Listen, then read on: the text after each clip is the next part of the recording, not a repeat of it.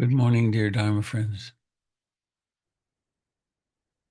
I'm Robert Beatty, and this is a gathering, a morning gathering of like-minded folks to do some meditation together. And behind me is an image of the Zen garden in the Portland Japanese garden, where I spend quite a bit of time. I bought a membership finally, and it's a great place to go in all seasons. So I'm going to do something a little different this morning. Rather than, well, it is sort of a poem. But anyway, what I want to do is to share with you, it's the most cherished, the most translated, the most recited teaching of the Buddha. And I might chant it, but I think I'll read it because that may be more functional, I think. It's called The Buddha's Words on Loving Kindness. And I invite you to listen with your heart, to let these words flow through and over you. There's no need to remember them. You can easily look them up. It's an aspirational statement. We're seeing in the world now a movement towards selfishness and um, isolation. This is exactly the opposite direction. And I guess one other piece of context. Many years ago, I took a group of 17 people to Thailand on pilgrimage, and we met with Achan Gawaseko, a very famous.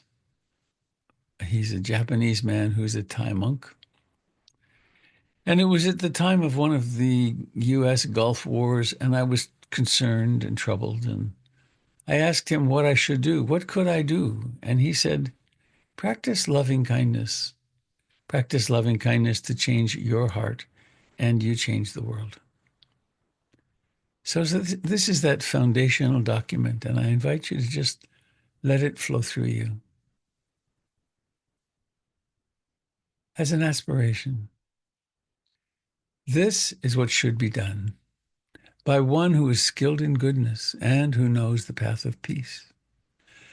Let them be able and upright, straightforward and gentle in speech, humble and not conceited, contented and easily satisfied, unburdened with duties and frugal in their ways, peaceful and calm and wise and skillful, not proud or demanding in nature. Let them not do the slightest thing that the wise would later reprove, wishing in gladness and in safety. May all beings be at ease. Whatever living beings there may be, whether they are weak or strong, omitting none, the great or the mighty, the medium, short or small, the seen and the unseen, those living near and far away, those born and to be born, may all beings be at ease. Let none deceive another or despise any being in any state. Let none through anger or ill will wish harm upon another. Even as a mother protects with her life her child, her only child, so with a boundless heart should one cherish all living beings, radiating kindness over the entire world, spreading upwards to the skies and downwards to the depths, outwards and unbounded, freed from hatred and ill will. Whether standing or walking, seated or lying down, free from drowsiness, one should sustain this recollection. This is said to be the sublime abiding. By not holding to fixed views, the pure-hearted one, having clarity of vision, being freed from all sense desires, is not born again, into this world. So with a boundless heart should one cherish all living beings, radiating kindness over the entire world, spreading upwards to the skies and downwards to the depths, outwards and unbounded, freed from hatred and ill will.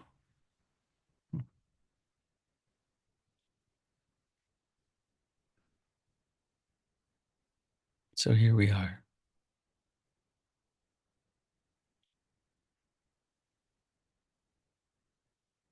alive,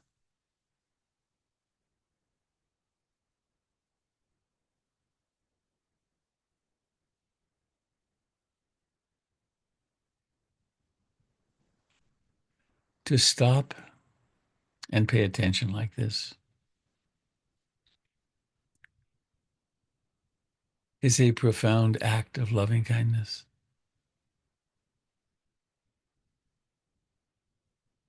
To gather together in a group like this is a profound act of loving kindness.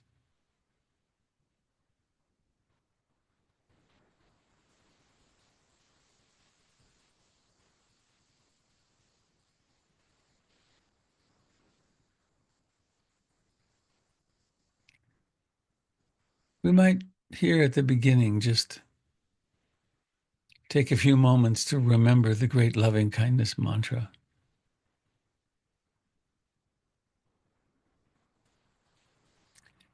It goes like this: I love you, with your name at the end.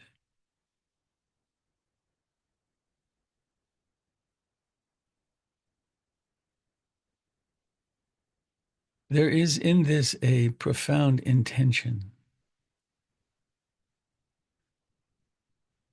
to love oneself,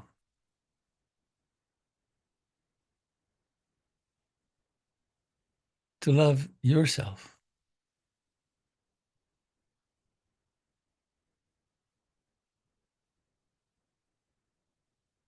People say, how self-indulgent. How can we possibly love each other and make our way in a loving world unless we hold love for ourselves?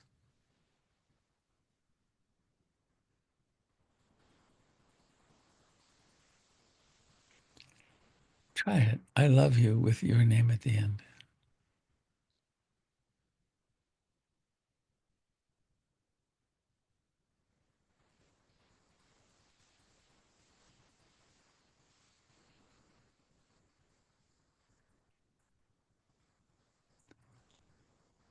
Loving kindness practice, or loving friendliness in the words of Bhante Gunaratana. Loving friendliness is the companion of insight meditation, of vipassana.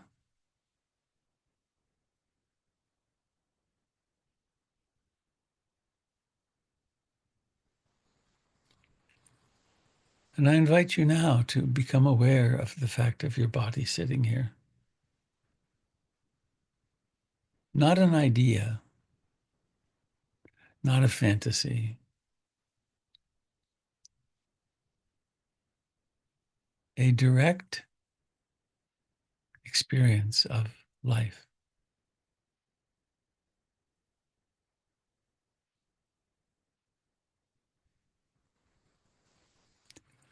Receive with love the sensations of your body where it touches the chair.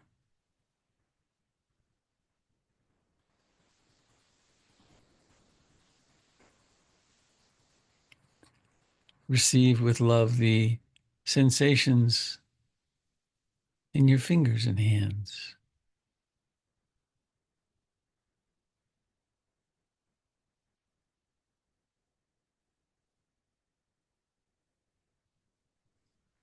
Receive with love the sensations in what you call your face.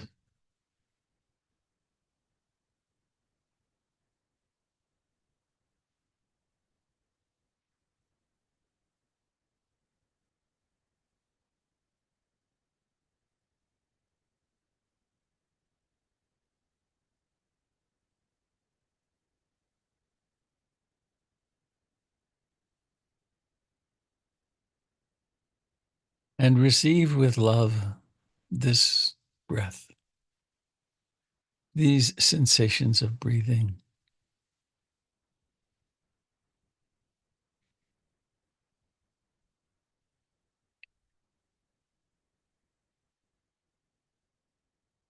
All the green beings of the earth create their branches and leaves from carbon dioxide.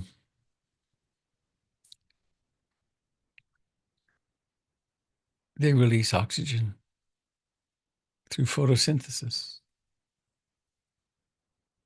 Every cell in your body hungers for the oxygen.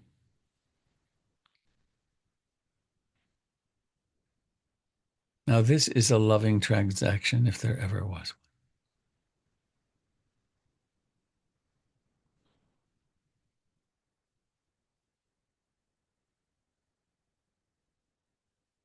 So please abide in awareness of in-breathing and out-breathing.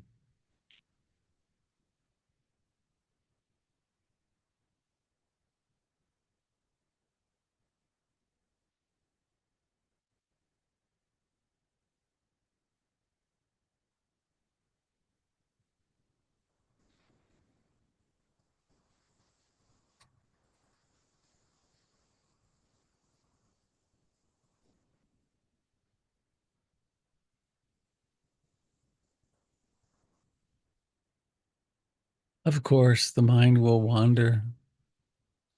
It's what minds do. Don't make an enemy out of the mind wandering, please. You can do that for years in your meditation and nothing will happen.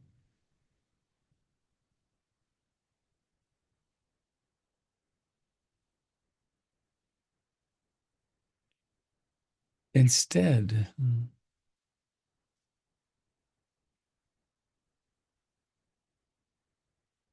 acknowledge those moments when mindful awareness awakens in the midst of a wandering mind.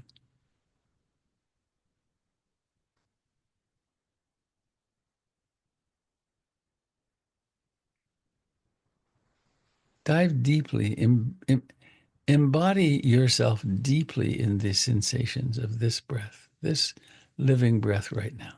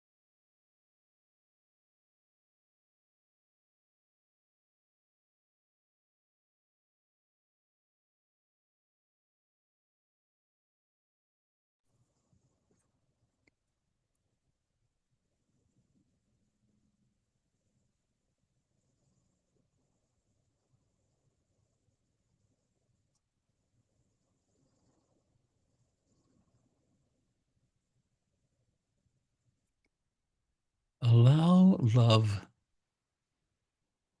acceptance, to be your constant companion as you meditate.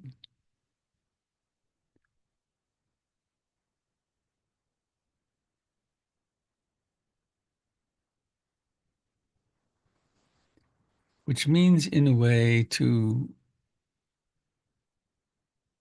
allow your effort to be effortless, to allow your effort to be shot through with acceptance and compassion.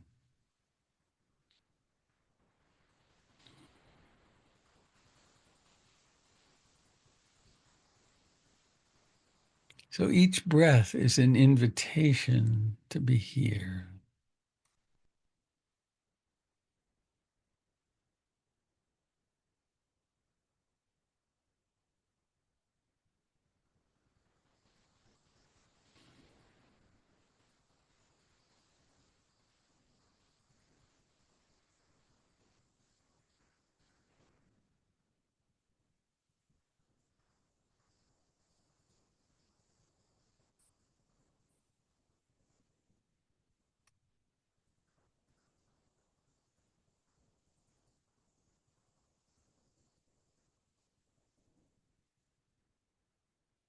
Each breath has a beginning, a middle, and an ending.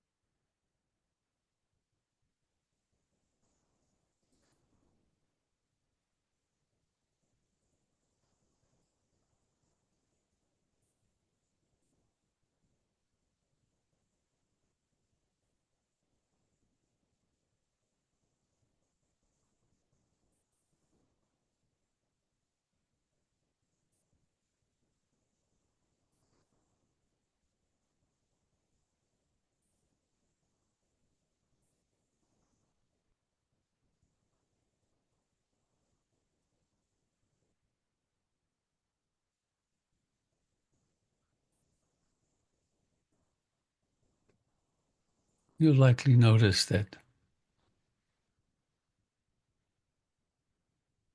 awareness is lost in the wandering mind much of the time, maybe most of the time.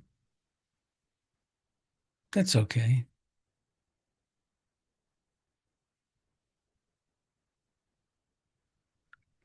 There are plenty of moments for awakening.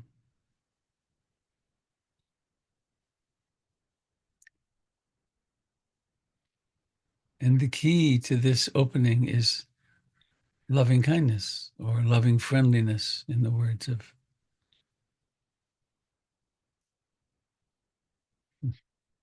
Bhante Gunaratana. Come home with sweetness, with kindness to this next inbreathing this next out breathing.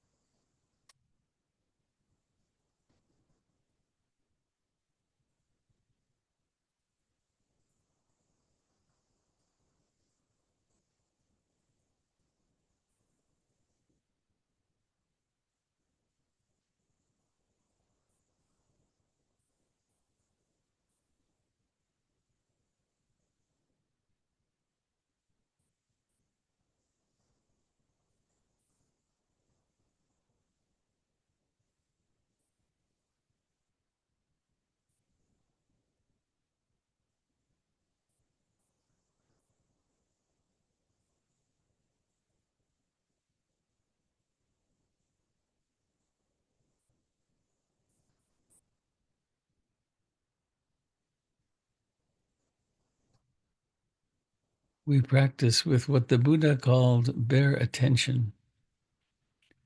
We actually are embodying the sensations of breathing, not some idea or fantasy. We're not doing new and improved breathing. We are breathing the breath of a mammal,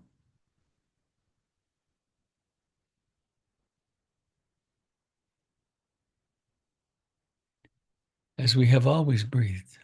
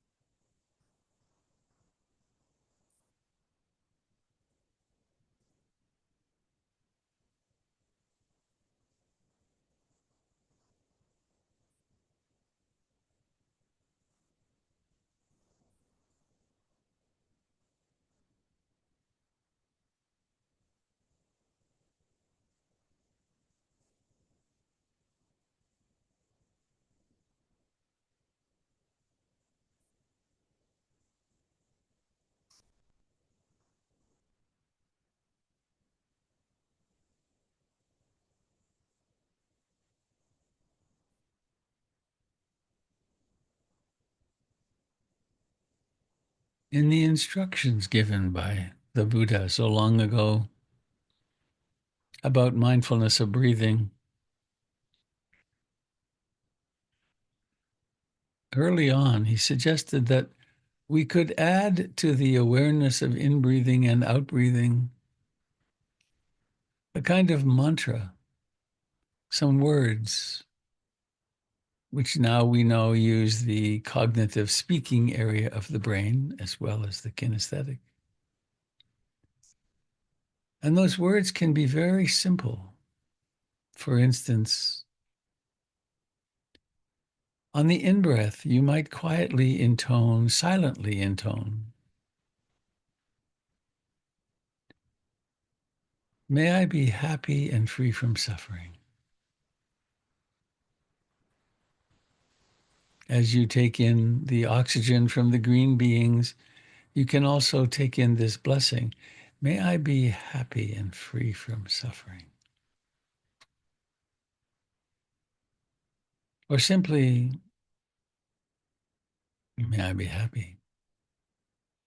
Or simply, I love you with your name at the end.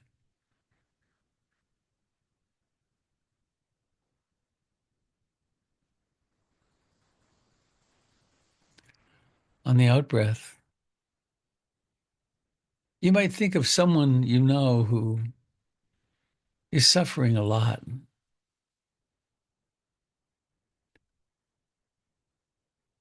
On the out breath, you might say, may this person, use their name, may this person be happy, content, free from suffering.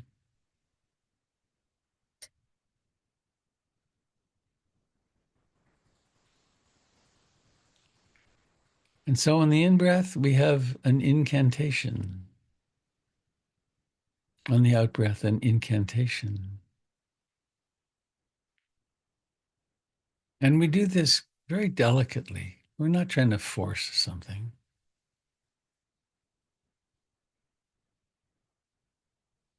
We're really not trying to change the world. We are changing our relationship to the world.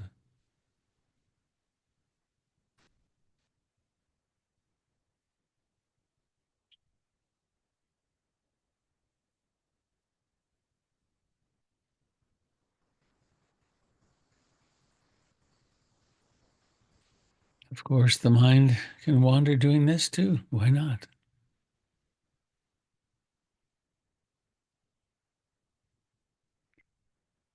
Come home to the sensations of breathing and may I be happy and content and free from suffering. And may the same be true for this other person.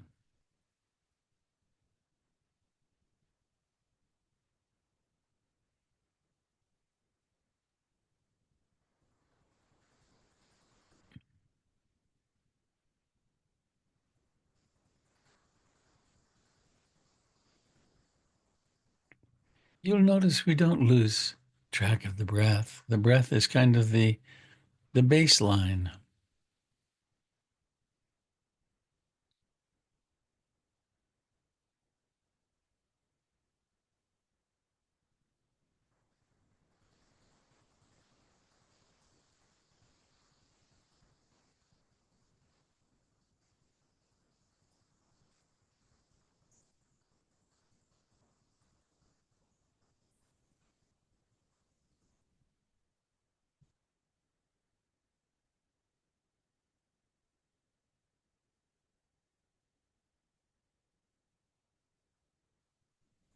The mind turns very easily to anxiety and criticism, criticism of self and other.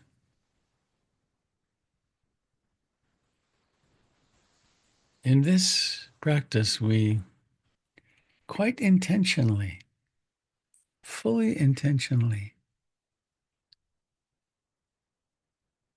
remind ourselves of our goodness and our longing to be loving.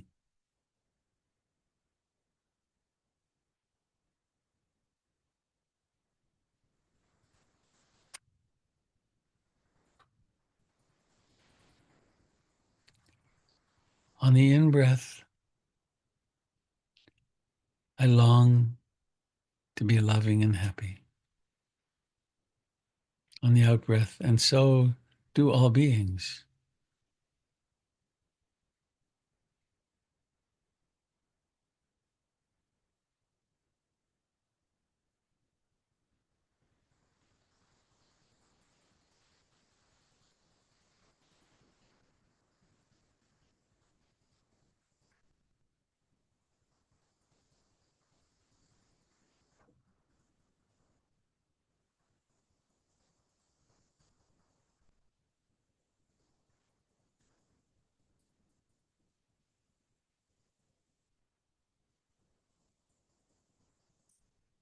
There are many doorways to loving kindness.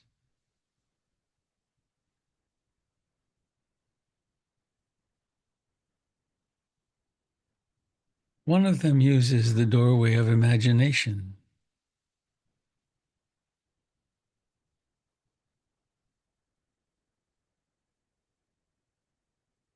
And you might continue to simply breathe and intone these blessing phrases, or you might allow your imagination and memory to open, to remember some time in your life when you experienced great or boundless love.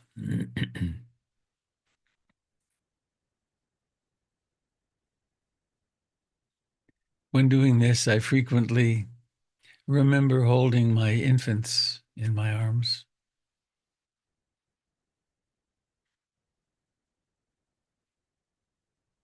And you can just as well use a beloved cat who may still be with you or not, or a friend, a lover. You could remember some time on a mountaintop when your heart opened.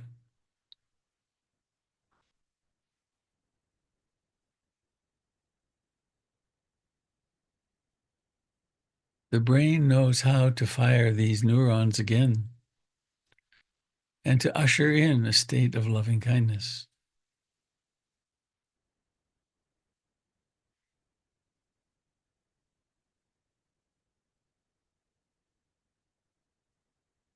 And it can simply be a moment of kindness between yourself and a stranger, even a moment of offering someone a parking place, a moment of gratitude.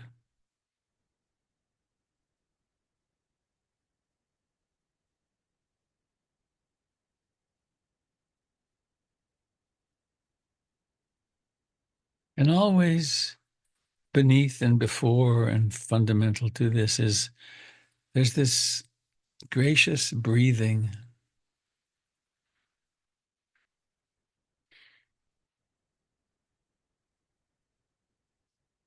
Come home to the breathing in and breathing out with the quality of love.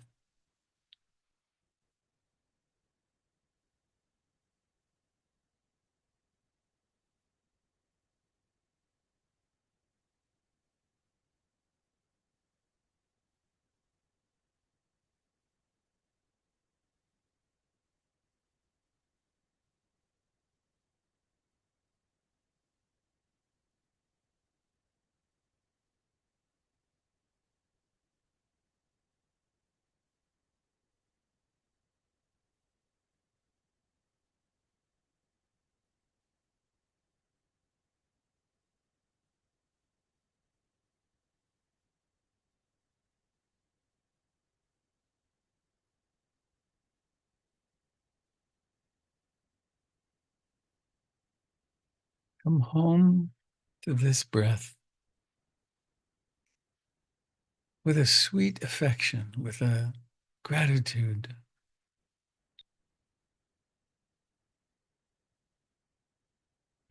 There's no way to do this right or wrong. It's the intention that matters. The intention to align ourselves with the nature of the world.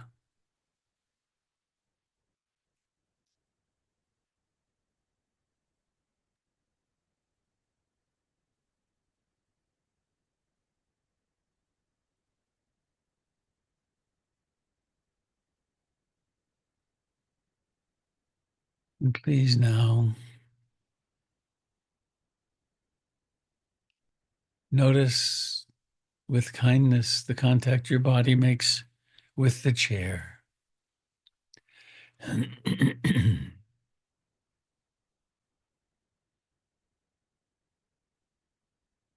Notice the life where your clothing touches your body.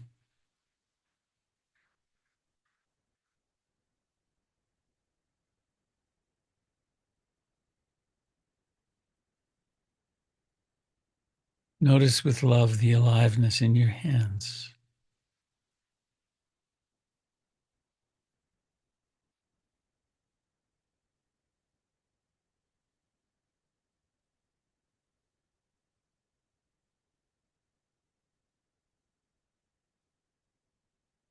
Notice all the life in your torso, your back.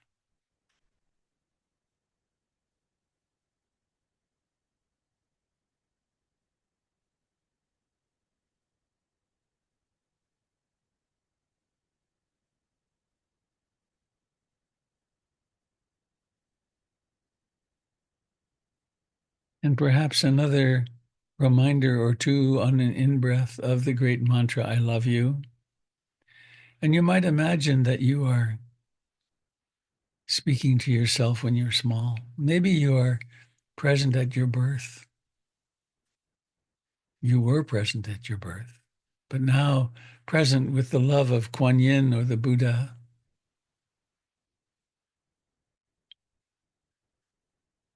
Welcome yourself to life.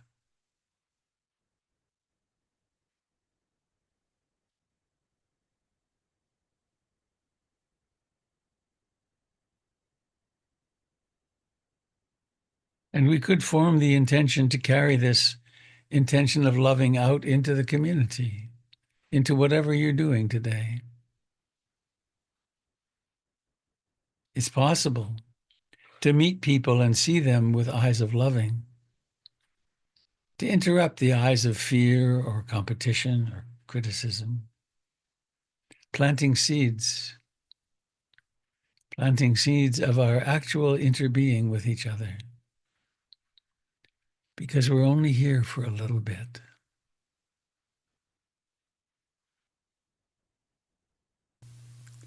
In just a few moments, the gong will sound.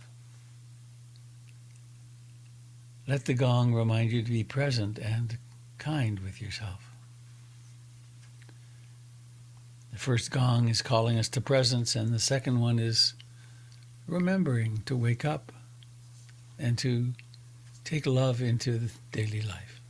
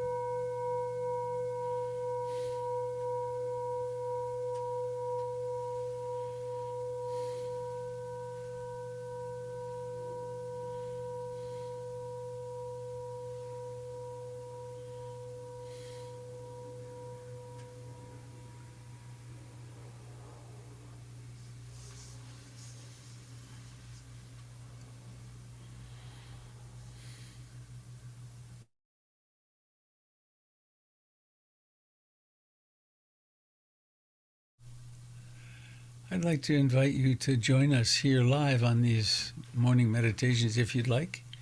You can find out how to do that on my website, robertbeatty.com. And also, I want to invite you to, can I do it here? Why is it not doing it? This maybe would do it. Share. No, I don't think so. I'm going to beg that. Nope. Oh well.